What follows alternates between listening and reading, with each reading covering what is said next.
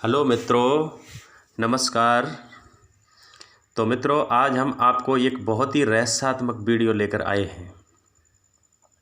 इस वीडियो में आपको हम बताएंगे कि ऐसी कौन सी स्त्री थी जो शादी से पहले ही मां बन गई थी और उनका एक पुत्र हुआ, जो पुत्र बहुत ही बलशाली और दानवीर था। तो मित्रों, हम बात करते हैं राजा कर्ण की। तो मित्रों, इस वीडियो के माध्यम से हम कर्ण के सारी विशेषताएं और उनका जन्म, उनकी पत्नी, सबका जिक्र करते हैं इस वीडियो के अंदर। तो मित्रों, हमारे चैनल को सब्सक्राइब कीजिए और बेल आइकन को दबाइए, जिससे कि हमारे आने वाले वीडियो आप तक पहुंच सके।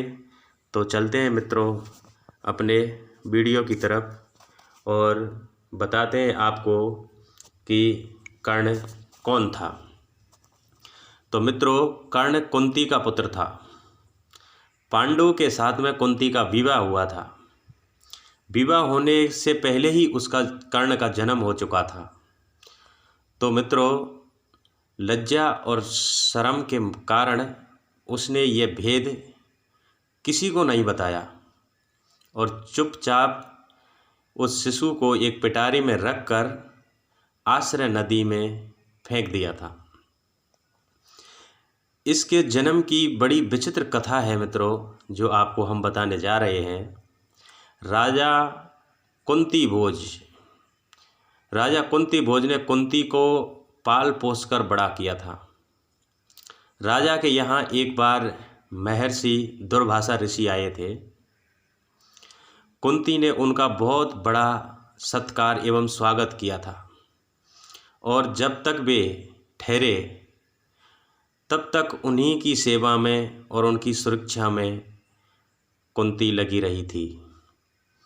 इसकी इस श्रद्धा और भक्ति से प्रसन्न होकर महर्षि ऋषि दुर्वासा ने उसे वर दिया कि वह जिस देवता को मंत्र पढ़कर बुलाएगी तब वही आ जाएगा और उसको संतान भी प्रदान करेगा।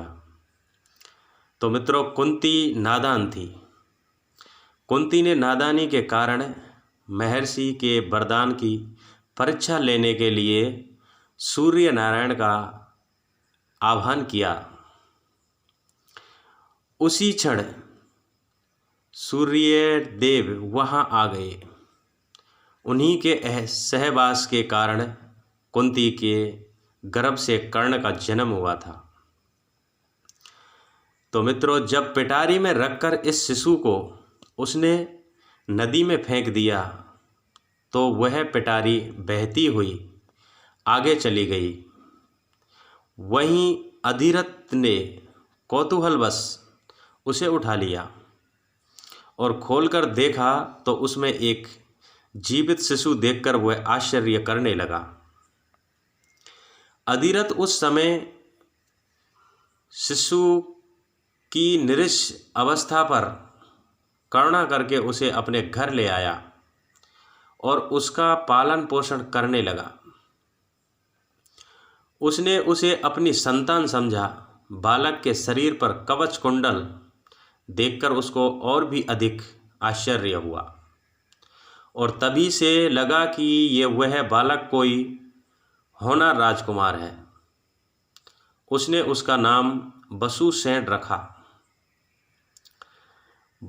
रखा था।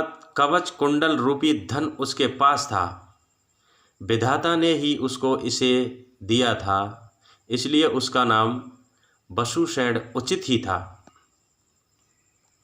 वसुसेन जब कुछ बड़ा हुआ तो उसने शास्त्रों का अध्ययन करना आरंभ कर दिया।